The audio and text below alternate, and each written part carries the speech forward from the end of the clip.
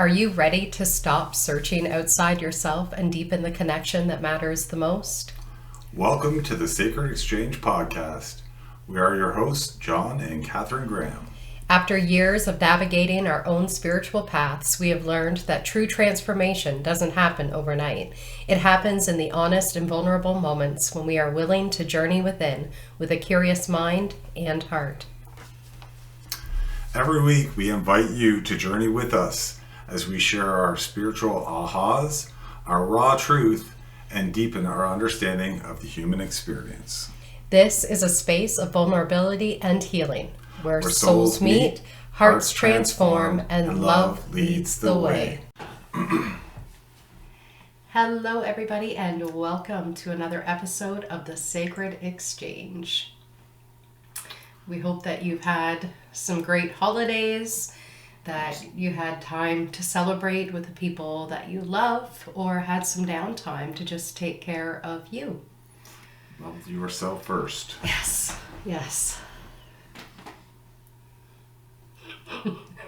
Yes, I hope everybody had a great holiday, that you were able to find some peace and some relaxing time and spend time with your family and or with yourself or whoever you love.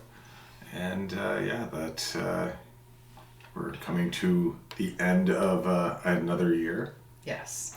And the end of like a 9-year cycle. Yes. Right. So it's been a lot of letting go, I find, for myself and for others, of and not letting go in the sense of like, there's one line from a song that's like a child letting go of a kite, right? So as the child lets go of the kite, they're filled with this fear and they're filled with like, I can never get this back. And what I'm finding in the letting go is just like, oh, I'm done with that part now. And we close the book. And oh, I'm done that chapter now, and close the book. And it doesn't feel as much of a desperation in that letting go as what it has in the past, in my experience. Yeah, and our last video we talked about grief. Yeah. Right? And I think that's a great analogy, I guess, about the kite and letting go. It's like, okay, so now as we sit here and talk, we're talking about grief, and that letting go of that kite and letting go of that string being so tight and worried about what's next or what's going to happen. You're allowing. Yeah. And as you let go of that kite and you see the beauty of the flow, it's free and it can just move the way it wants to without that constriction or restriction of you holding on to it, right? Yeah. Yeah. And I think it can be so difficult to get there, of learning to let go, learning to surrender to what was and allow whatever is that's showing up now.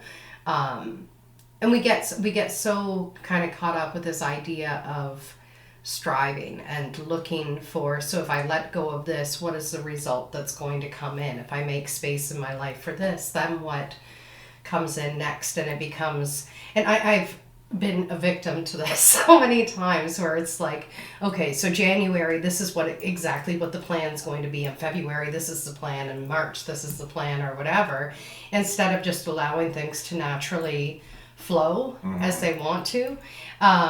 And one of my struggles with that was thinking, and I know we've talked about this on the podcast before, but was thinking that if I allow myself to let go of the plan, then nothing's going to happen. And that's really shifted for me over this past year, where I was saying to you earlier today, it just feels effortless. I don't have to Yeah, the plan is to not plan. Yes. The plan is to let go, and we can, and as you're using your kite piece there, I think that's really beautiful, because it's like it ties that grief in and kind of the opportunity for a new beginning, right? It is, okay, now the kite is gone, I got to watch it do what it needed to do, and it disappeared, and for a moment we're like, oh man, I really wanted that kite. Yeah. But in the same sense, we got to look at, but now here's a new opportunity. Yes. Right? Here's a new opportunity for a new kite or a new way of thinking, a new whatever. Yeah. Like, you change your focus a little bit. Yeah. Yeah. And I find it to be a challenge, like just staying with this metaphor of this kite. When the kite disappears, because at first when you let go of a kite or you let go of a balloon and you watch something kind of float up into the atmosphere, right? There is a beauty that happens in that. And there's also the loss that happens in that. And there's that stage in between that letting go and receiving something new where everything's just kind of this blank canvas of atmosphere. And that, I think, brings up a lot of fear in people, right? We start thinking, where's the next kite going to come from? Or we might I wish I was a kite and I could just float up. Or I wish I had wings so I could fly up and grab that thing that I just lost. That void, right? It's like the in-between or whatever you want to call it, but yeah, the in-between, the unknown, we're not what we used to be and we haven't become everything that we're becoming yet either. So that's a very interesting place to be, I think. But we can look at it with that in a few different ways, right? You can be fearful of that, the unknown. Yeah. Or you can be accepting of the unknown. Yeah. You can just trust that whatever it needs to be is going to be. But yeah, it's a place where you make the decision, right? You make the decision, are you going to be afraid of the unknown? Or are you going to trust that what needs to happen will happen the way it needs to happen? Yes. Whatever needs to come into your existence or be created by you is going to manifest itself. Yes. Yes. And that is a huge trust piece, right? Of allowing and trusting that no matter how it shows up, whatever it is that's showing up is exactly how it's supposed to be. Otherwise, something different would be showing up. Yeah. Right? And it took a while for me to wrap my head around it because our minds, we really have this idea of this is what I prefer. Yeah. This is how it should be. This is what I will allow and this is what I will not allow. And so anything that shows up outside of that, we tend to have so much resistance to it. And that's where we start to put in all of that effort and we exhaust ourselves trying to shift the reality that's showing up for us instead of just going, okay, so this is what it is. All right, let's look at this. How can we work with this? Yeah, it's kind of having the wrong idea about being the creator, right? We are the creator of our own reality, of our own path, our own reality. But forcing those things, we're co-creators, right? We're not the creator of our path, and we take this on like, no, I control this, and really we just need to. What we need to do is let go of that and be the co-creator, not try to be the creator. Yes. And to understand too, because however life is showing up, it's showing up for exactly what you need. Now, understanding that what you need is not necessarily reflective of what your mind wants. Right? And so life can show up with an opportunity for you to practice patience. And what does that look like in reality is you're now stuck behind the slowest drivers on the road and you're stuck in a line of 50 people trying to get checked out in 10 minutes or whatever. And we're saying, I want patience. And what we're given is experiences to help us grow in that patience. And so when we say we're a co-creator, we're essentially saying to God, the universe, whatever you want to call it, I want to experience, say, love, right? And then all of these opportunities will show up for us to experience love. That does not mean everybody's pouring love onto us. Right. Often it's, no, you're going to become this instrument of love and you're going to be met with all of these opportunities where you can exercise your love and you can grow your love and you can become more loving. Not that everybody's going to pour it onto you. Right. And that's where I think we get kind of mixed up in our own minds. And I know I've gotten mixed up in my own mind going, no, I want this to look exactly like this. And it's just not necessarily the way it shows up, and to be okay with that. Yeah. Yeah, I mean, you have to, well, you don't have to be okay with it. You can argue with yourself and this is not what I wanted, and this is not how I want to be loved, or this is not how I want to be seen. But in the end, you don't, You can resist it as long as you want and keep yourself in this kind of state of suffering. Or you can just go, oh, it's showing up this way. Yeah. Interesting. And in that. Yeah, it really is just a change perspective, right? Yeah. It is. People can show up the same way they've always showed up, but you can change it so it looks differently to you. Yes. And that's, something we had talked about before, about going from, the end of a 9-year and end of the 2025 and going into 2026. And people say, oh, it's a new year, new me, all this kind of buzzwords, right? Yeah. And we can look at it a little differently, look at it, and it doesn't have to be a new you. It's the same you, just with a different perspective. Yeah. Say, I said rebirthing, like it's just a revamp of yourself and the things that you once knew or know intrinsically deep inside you. Yeah. But actually bringing those to the forefront of your life. Yeah. And deciding what part of me am I going to allow to lead me into this next phase of my life. Yeah. We don't need a new year to begin anew, which is beautiful. Any day of the year can be the day that you go, I'm going to just be this now. Yeah. And like you were saying, with the ending of these old cycles and these old patterns and stuff, and I think a lot of people are experiencing this in many different aspects of their lives. And what I've noticed this past month is old patterns have been kind of showing up, and old cycles and stuff. I used to believe that the patterns would change as I changed enough. Right? And I always took it as I need to keep changing because this stuff out here is still looking the same, which there was huge benefit in that. Yeah. Because as I continued to work on myself, what I realized this month is other people's patterns can stay the same. How I respond to their patterns and what I allow myself to believe about myself based on other people's patterns, I can shift that. Yeah. Right? Absolutely. And so a part of me used to go looking for that approval or looking for that validation, or like, I need you to love me. In this new kind of space that I'm in, it's, you can't love me in the way that I want it to be right now. It's not a reflection of me. Who I am, what I'm expressing, all that I am, it doesn't have to shift whether or not someone else likes it or doesn't like it. Where I think in the past I've shape-shifted and went, well, can I be like this? Will that make you happy? Can I be like this? Will that make you happy? And this month it's just been like, right, I just am who I am. Yeah.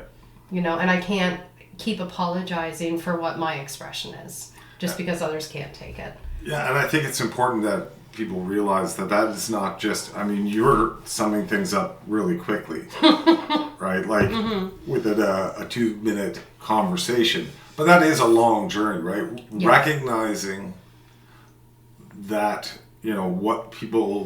how people are, and how you react to how people are. Yeah. And the fact that they don't change that is a fairly long stage. Yes. Right? Yes. It is like feeling that out and seeing, because there's so many different people you have in your life, and et cetera, but you start to see those patterns too, where it's like these people are in these cycles and have always been this way, and I've always been this way, but now that I see this, I need to adjust my perspective because I'm mad because their circle's not changing or whatever. Yeah. So, I just wanted to kind of... Yeah, you're absolutely right. Because when I think about this 9-year cycle coming to a close, and I think about this pattern that I'm kind of speaking of from this experience that I've had this past month, I could say that the pattern started 27 years ago in my awareness, right? Yeah. And from there, I went through the stages of like, being angry. I can't believe they're like this. I went through the stages of being a victim. Look at how horrible this has been for me. Yeah. I went through the stages of I'm going to start healing this because this is kind of fucked up that this is happening, right? Yeah. But again, trying to heal it to change them. And then from there, it started becoming, okay, I can actually change myself, but still not seeing the difference in the patterns or thinking I'm seeing a difference only for things to fold back to how they used to be. But then this month, it has been like, right, the patterns can stay the same. Yeah. I can show up completely differently. And I don't know if you're aware of this, and maybe you are, the word, and this just came to me, the word that you've been talking about a lot lately is what? Oh, I don't know. Liberation. Oh, yes, liberation. That's my word of the year. You Yes. think about that whole process we just talked about. Yeah. Really, that is the liberation process, Yes. right? Yes. It is that kite that's now flying around. Yes. Free. Yes. No strings attached, no Yes. whatever. And just in that flow. Yeah. Thank you for saying that, because that makes me feel very excited in my heart. It's just like, yes, because I got that word liberation in October. Mm-hmm. And that was essentially when the pattern like kind of blew up in my face again of like, look, here's the pattern all over again. And this time, for the first time, I was like, yeah, I'm actually done with it. I'm not showing up in the same way. I'm not going to revert myself and become that again. I'm just going to keep on doing my inner process. I'm going to keep on this path that I'm at because I deserve to be liberated from this pattern. Yeah. I deserve to be free of this prison that I've essentially put myself into, Right. Yeah. So, yeah, it's the year of liberation for me, but it started in October. So. Yeah, and again, I just want people to understand, like I've gone through a very similar process, but it's not a 2-second thing. It's it is a very long process, and you kind of mix those along the way, like different parts of different things. Being, you have an awareness. Yeah. Okay, but you still have this anger that's pulling you back in, to say, okay, yeah, I'm aware, but I'm still mad about this. Yeah. And then, eventually, as you work through all the processes and work through your stuff, you come to this liberation where it's like, as much as everything does matter, nothing matters at the same time. Yeah, well, it's taking it as personally as what you do when you're watching a TV show or a movie. And the key piece for me is like being able to step away and see, oh, you're just playing the character of the villain right now. And you're just playing the character of what is the villain's like sidekick called? It's a villain's sidekick. It's a villain's sidekick? Yeah. Okay. So like Joker and the Penguin, they work together. And Batman and Robin, they work together. Partners, yes. Okay. So I can see the different characters kind of going like, okay, so you're on this side and I'm on this side. Now, if we get the villain origin story happening, well, then suddenly you're actually not the villain anymore. I can see the makings of you. Yeah. And I can understand why you are the way that you are. Thank you for showing up in my life as this villain, because it gives me purpose now. Well, and part of that, I think, those things being expressed is to, and we've talked about this, is to mirror that back to you, right? These things are showing up not as villains. Yeah. They are there to show you something. Absolutely. But it's in my resistance. Right. It comes up as this big thing, but once you start digging and you realize, oh, you're not so bad. I actually need you too. And I need you, and I need you, and I need you, and I need you. Yes. I mean, that's what I was saying this morning is like this person in my life or this pattern has just kept repeating. Yeah. This Christmas, it was like, wow, what a gift they gave me. Mm-hmm. because now I'm no longer looking out here. I've got this wholeness inside of me right now in this very moment that they've contributed to. Yeah. In denying me validation that I wanted from them, they've actually given me the gift of being able to find it within myself. So they can't be the villain. No, Do you know they're what I just mean? helping you along your path in a jaded, or in what we perceive as a jaded way. Yeah. And again, that just goes back to kind of like what we're told of how people are supposed to be. This is what love looks like, you know? But when you kind of leave the threshold of the world and you go back into heaven, when you look at soul contracts and all of that, a lot of times our greatest soulmates are not people who just get along. No.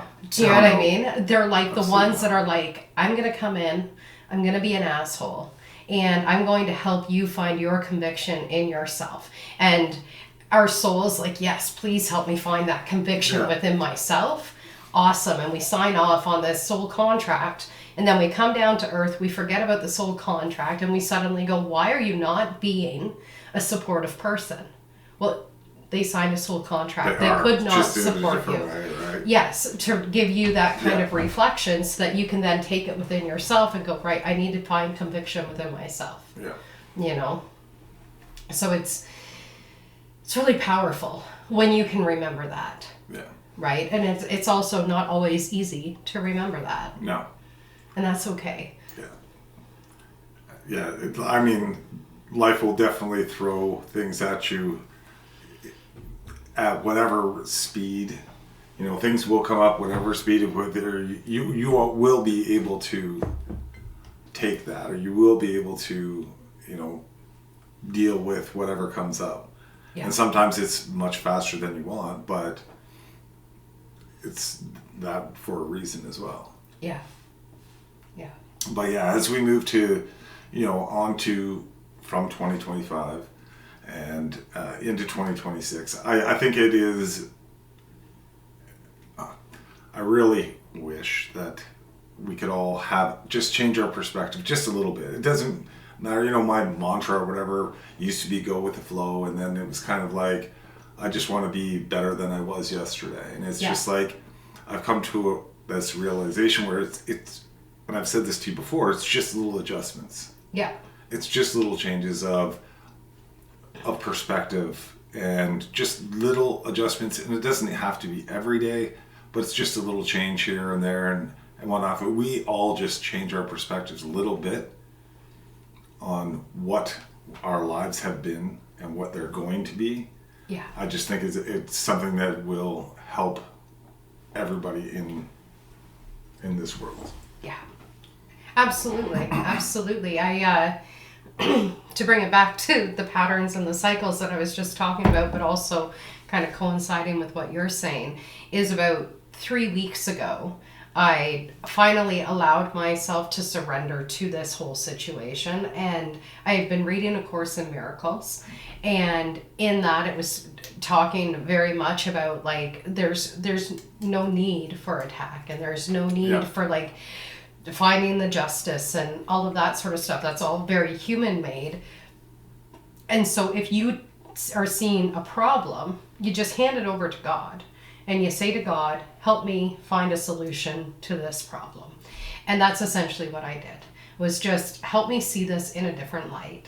Allow me to shift my perspective just slightly, because right now the way I'm experiencing it is painful, and I need a better understanding of this. And then naturally what unfolded, again, the situation did not change. My perspective of the situation shifted. And as you talk about just shifting those perspectives just a little bit, I absolutely agree that if you can be willing to go, I don't like this, how can I see it differently? How can I experience it differently? There is so much empowerment that happens in that. This might not change. Whatever this is, might not change. But if it doesn't have such a stronghold on you, because that's the problem with anything that we're in resistance to, or habits that we can't change or whatever, it's like it becomes almost like, I just want to be like, to you. You know what I mean? Like it like holds on to encompasses you. Yeah. Yeah. But when you go, I'm going to just be willing to see this a little bit different, Yeah. then that stronghold starts to actually loosen a little bit. I couldn't agree more. And I usually say something on the lines of, you just have to trust, right? Where it's just like, at your most, whatever, angry point or fear point or whatever the case may be, if you just go, okay, I trust this is for my greater good. I'm scared or I'm angry or whatever, but just let go of that and go, okay, I'm just going to be in whatever this is. Yeah. Because this is where I need to be. Yeah. And it has helped me definitely with like getting angry over simple little things that I'm like, I look back and go, man, I used to be a very angry person about things. Yeah. And it's like, no, this is just the way it needs to be. Yeah. And it is perfectly okay. But and still questioning why. Yeah, yeah. But letting go of that and letting it go to God and the universe and go, okay, I'm your co-creator, but here, you figure this out, and I'll continue to be the avatar and walk through the journey, but I don't, I'll let go of it. What would you say was your kind of shifting moment? Because you're right, you used to be a very angry person and you would react with anger to a lot of situations. Yeah. So what shifted for you that allowed you to soften from that anger? That's a good question. I guess really taking a look at life, my life, and just reviewing all of the times and all of the things, and it was like, why has it been this way? And I don't think there was one thing that it just was like, I don't want to do this anymore. Yeah. Why am I doing this? I started questioning these things, is where did all of this come from to make this person the way they are? Yeah. And that's where it was just like, I have a choice. I can be angry, or I don't have to be angry. And then when I started looking at those triggers of why, it was like, okay, this is all you. This has nothing to do with anybody outside of anything but me. Yeah. Nobody's making you angry. You're making yourself angry, or you're making yourself sad, or you're making yourself because you're, looking at it in this way. Yeah. And I got to a point where it was like, I don't want to be that. Yeah. So you basically just came to the end of your own cycle of anger. Not that anger doesn't show up for you anymore, but it's a different process now. Yeah, very much so, yeah. Yeah, it was, I can't explain to anybody what, there was no big event. There was no big, like, we're all looking for this, you were a near-death experience or what. No, it just was like, it was, I don't know, a gut check, or it was just like, why? Yeah. And then just started asking these questions and start going, okay, I want to do things differently. I just want to change that perspective a little bit. Yeah. And just maybe almost like an experiment to see, okay, how can we change things? Yeah. And I think for myself, in being in relationship with you, the first time I was aware that you weren't as angry as what you used to be was the night that we went and seen the monk speak. And we went to this monk speak in our town, and we got home from that. We all went to bed, and about an hour after we went to bed, an hour and a half after we went to bed, our youngest came down to tell us that someone had broken the front glass on our front door. And we were kind of like, in that kind of stupid sleep, slumber, whatever. And we went upstairs, and we have security cameras, so we were able to watch back. And sure enough, someone had come up to our front door, and they had bashed out the middle window in our door with a snow shovel. I think it was a snow shovel. Something like that. Yeah, something with a long handle. And whatever. So we called the cops, and we got things cleaned up and whatnot. And I had this kind of fear inside of me about what your anger was going to look like. Because we've had people break into the house before, we've had people in our backyard before stealing stuff, and you've gotten angry, and rightfully so. I'm not dismissing your anger, but I knew my body was going, oh shit, he's going to be angry, right? And almost like bracing myself for it. And you actually stayed calm the entire time. And you went and you got cardboard and you fixed the window and you got everything cleaned up and whatnot. And I was kind of focusing on our son and making sure he was okay, because he was pretty like shaken up about it. But you were just this calm person. And earlier that night, we had been talking, because of the monk talk, we had been talking about violence and self-violence. Yeah. And it was when I realized, because I don't outwardly get very violent with other people, but I could be very violent with my own words to myself and whatnot. And you had said, oh, I'm not a very violent person. And in my mind, I was kind of disagreeing with you, going, you're pretty freaking angry. Like, you know? And then in that moment, it was like when I was finally able to see, like, no, you're not actually angry anymore like you used to be. Yeah. You know, you're now showing me this calm, steady man instead of this like anger, you know, I got to protect my family kind of thing, which is a beautiful thing for men to do. But I think a lot of men believe that the anger is what's protecting the family, and the anger actually terrifies the family. Yeah. You know, it's interesting. It's just a little change of perspective, right? Yeah. And that's all it just takes. And it does take that reinforcement of you own this path. Yeah. You own this, or you're co-creating this path, however you want to look at it. Yeah. So then, as much as I say, you know, always like, you know, let go and go with the flow, you still need to focus. Just a better look at what really things mean. Yeah. And mean to you.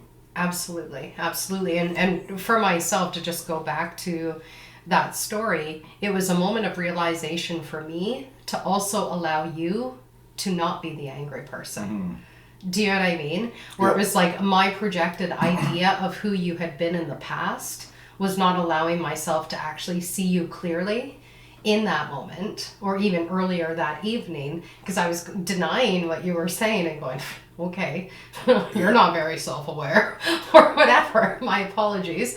But it was a realization for me to go, right, just because he, you know, was angry 10 years ago, doesn't mean this is still the person that he is now. Yeah. He broke free of a pattern, but you're still seeing him in an old pattern.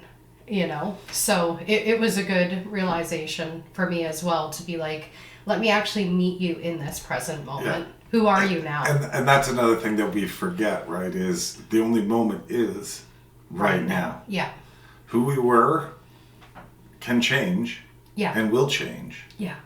And we hold on to these perspectives of who people are, and they have to be this way forever, and they're not, and they won't be. Yeah. And we just need to be okay with that. And the fact that it's a great thing that people do evolve and do change, because it helps all of us. Mm-hmm. It helps with that human experience that, no, if you were always the same, like, it would be a very boring life. Yeah. If this was your experience day in and day out. Yeah. You know? Yeah, I mean, it's a piece that a lot of people don't talk about, is the natural soul evolution that we all go through. You know, and we can look at our kids and we can see the kind of stages that they're at in each of their lives. Yeah. And I mean, we've outgrown a lot of their thinking patterns or a lot of their reactionary patterns and that sort of stuff.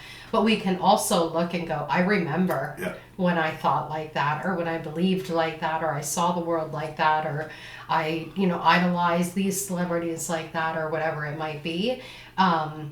So it is just a natural part of our evolution as humans, you know? And I think it's important for us as humans not to interfere with that as well. You know, we have in the past, where I think we're doing a better job now of going, oh, I remember when I was like that. Yeah. And not directly giving advice to, oh, don't do this or do this. It's just an awareness, or we'll sneak things in like, Yeah. You know, through conversation of our experience, but not directly going, do or don't do this. Yeah. I find myself often asking myself, what was it that I needed to hear when I was in that same kind of mindset? Or what kind of support did I need to help me shift from that mindset? And a lot of times, this is the like kind of awareness. A lot of times it's just someone who listens, just someone who sees me or who is willing to witness me or whatever, and even reminding me that I can trust in myself, right? Like if you're coming up against something and you're going, I see it this way, but everyone's telling me it's not this way, but this is how I see it. Trust that. Yeah. You know? Well, that's the external validation, right? This is the actual validation that you're looking for in yourself. Yeah. You don't need external validation. We all like it. Yeah. We all like to be told that we're beautiful and we're smart and this, that. Yeah. You know it. You just have to trust that validation within yourself. Yeah. Is the truth. It doesn't matter because everybody's got a different perspective. What you believe is the truth is the truth. Yeah. Yeah. And then I would almost counteract that as well, because even as you go, you know you're beautiful, right? That's not something I can honestly go, I know I'm beautiful. Do you know what I mean? And so it's also having that awareness of where do I not see myself as beautiful, which does come down to like comparison to older versions of me that were younger and in whatever. Your soul. My soul, I trust that is beautiful. Absolutely. So then everything within you has to be beautiful. There is no, I suppose, yeah. There is no in or difference, right? You, as a whole, are beautiful. Yeah, because I'm attaching my physical body to the soul. There's no comparison to anything else. You I hear you. You. I hear you. Yes. And we are as perfect as we're ever going to be in this moment. Yeah. Yeah. Yeah. It's just a little change of perspective of those things. And trust me, folks, this is not something that like just snapped or wherever in me. These are things that I've thought about, but it's like all things started to converge together. Yes. And it was just like, okay, this makes more sense than what we see on the internet or what we see on TV and how we treat people. And it felt better within me. Mm-hmm. That these are the truths. These are what is real. Yeah. Yeah. Yeah.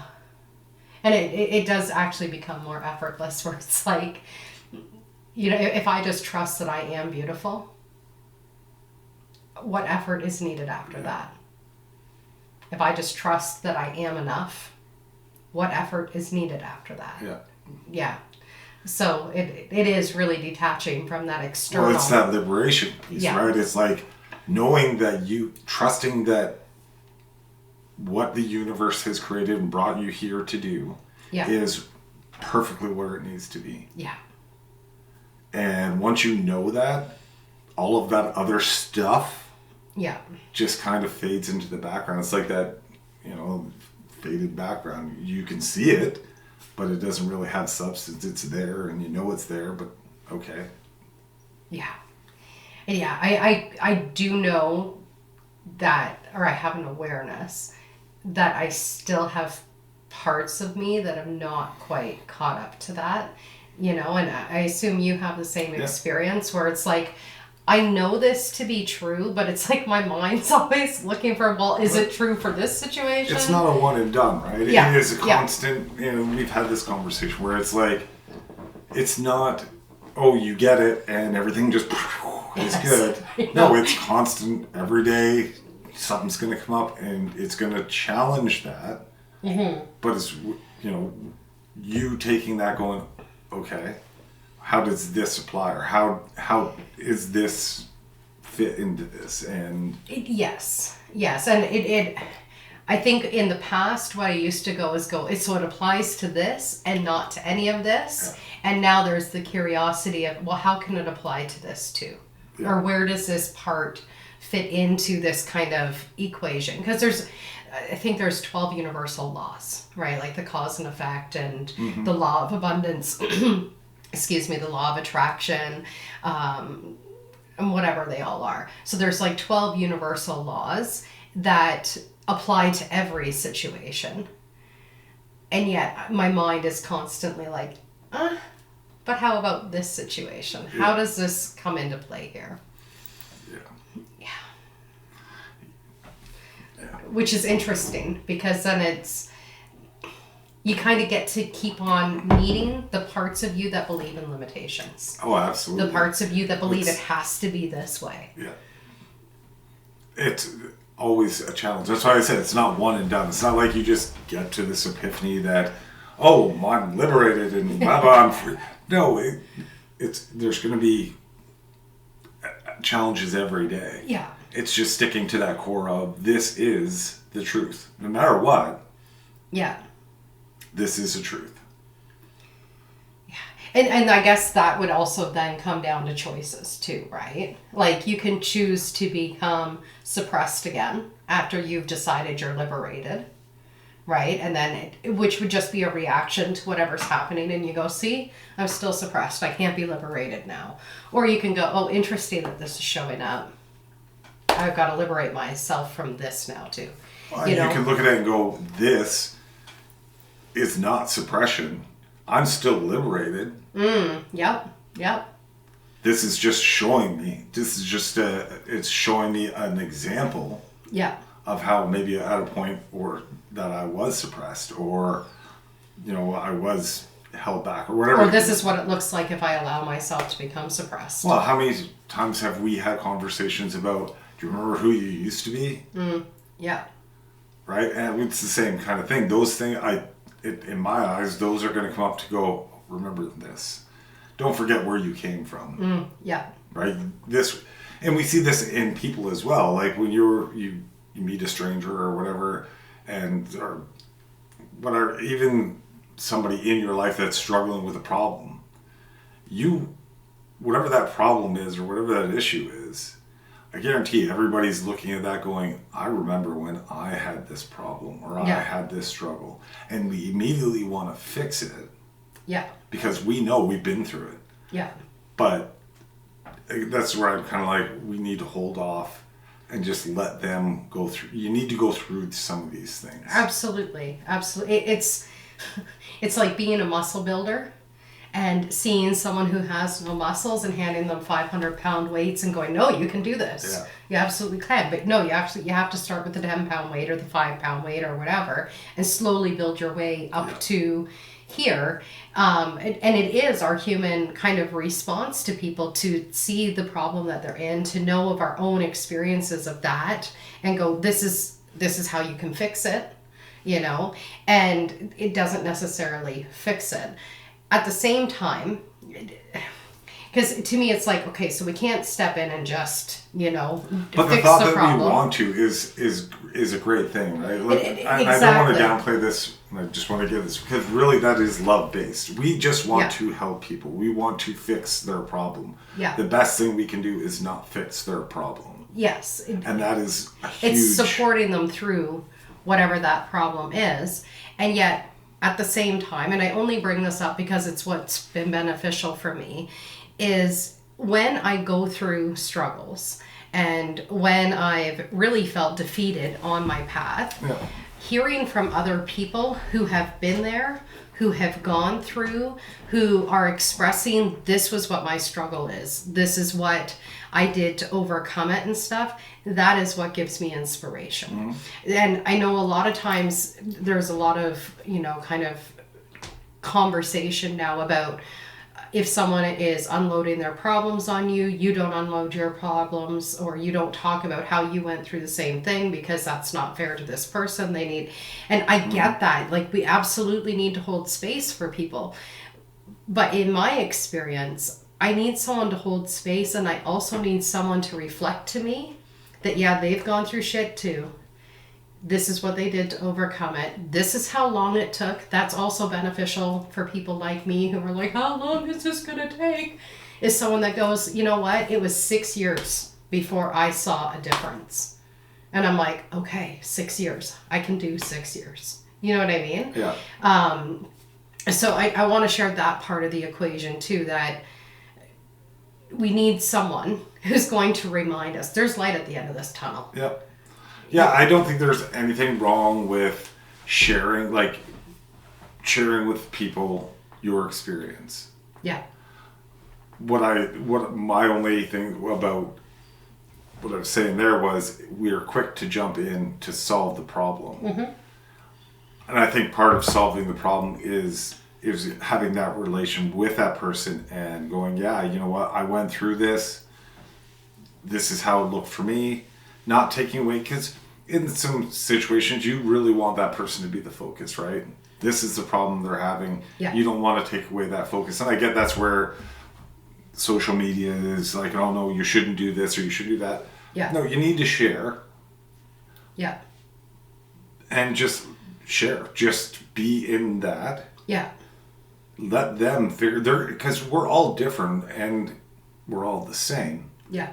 But how that is going to get fixed and all those little pieces, we don't know. So let them work through it, but yeah, be that sidekick. Yes. Yes.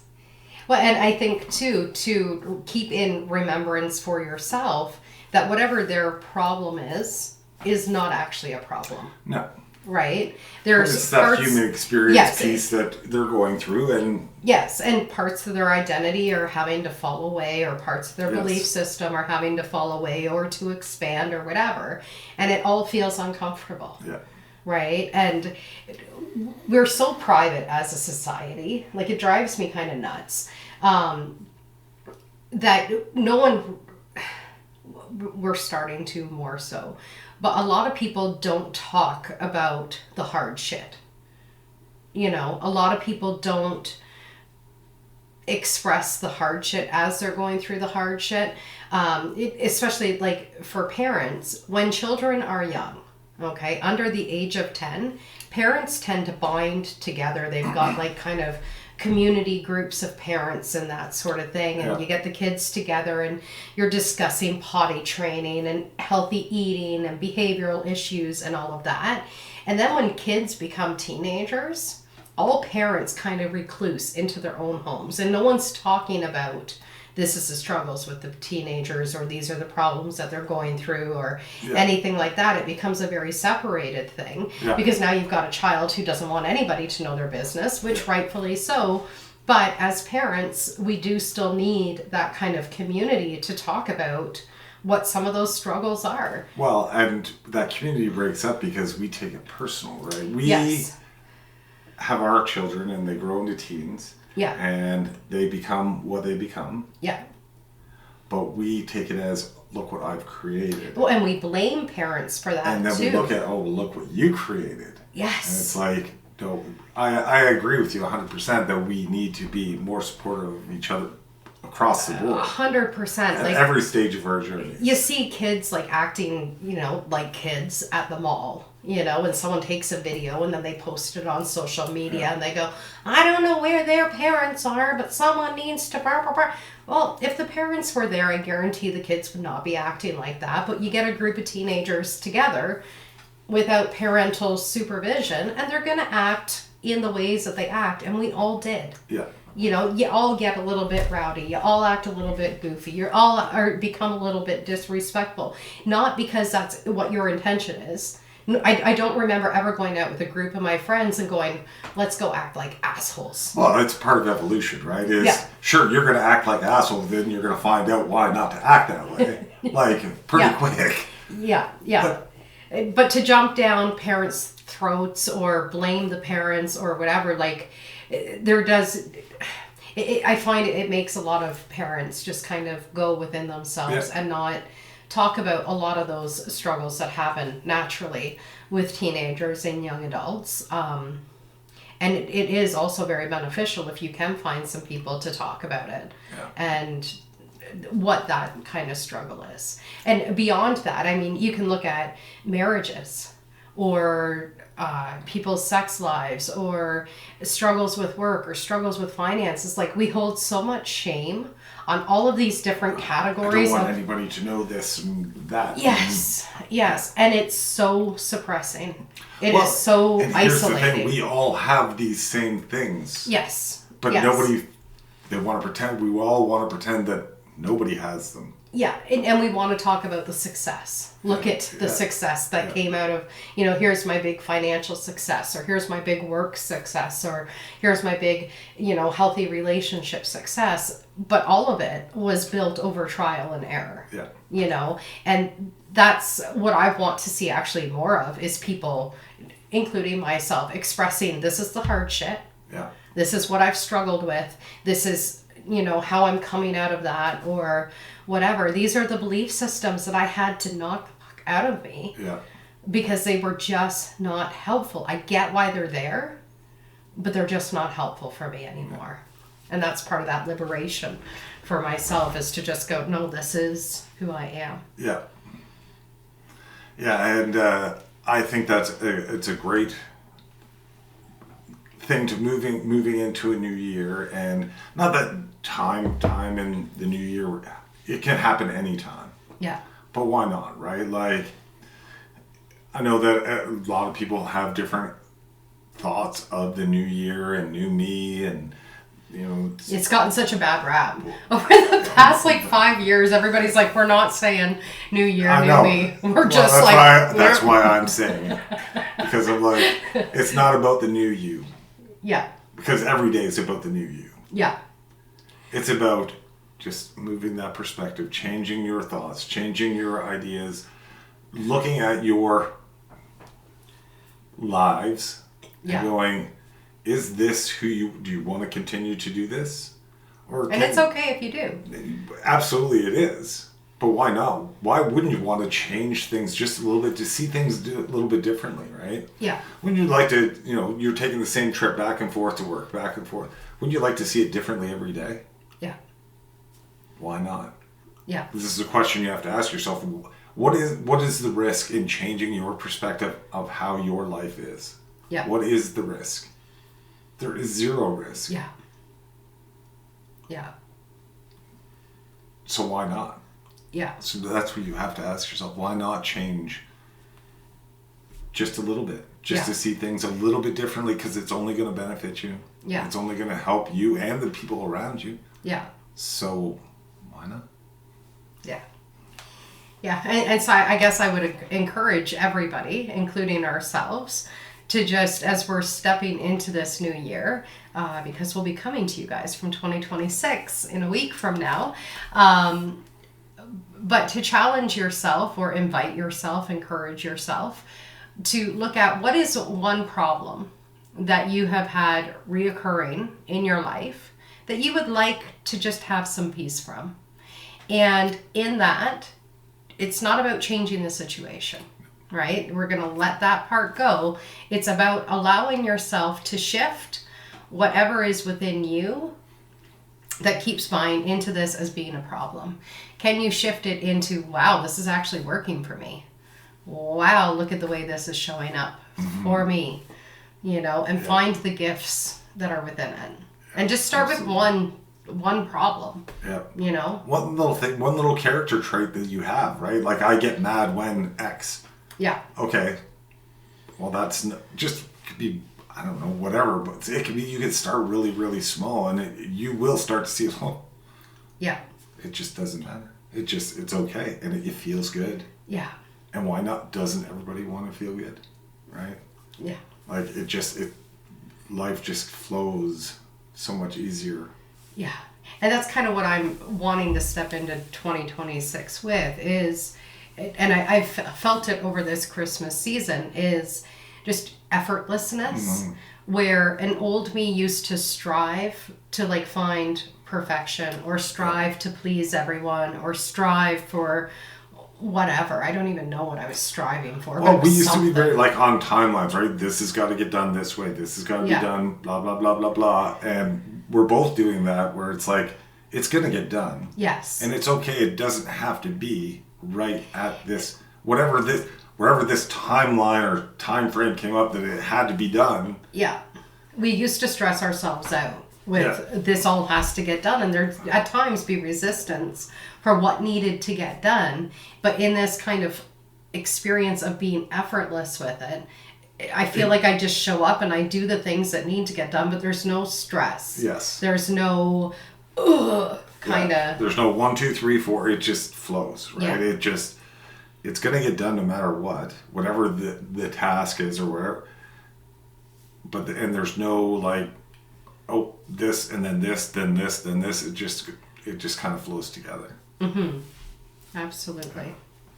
So, we invite you guys to have an effortless 2026, whatever way that looks for you. And yeah, just choose one small problem that you'd like to shift your perspective on. And if you notice a shift, then maybe choose another small problem and start to shift your perspective on that too. Because it's all within you. It all starts here, folks. Absolutely. Alrighty, thank you for joining us for another Sacred Exchange. We look forward to hearing from all of you as to what you're shifting in your 2026. Don't forget to like, subscribe, all those fun things, and reach out to us. We'd love to hear from you guys. Have a great one. Take care.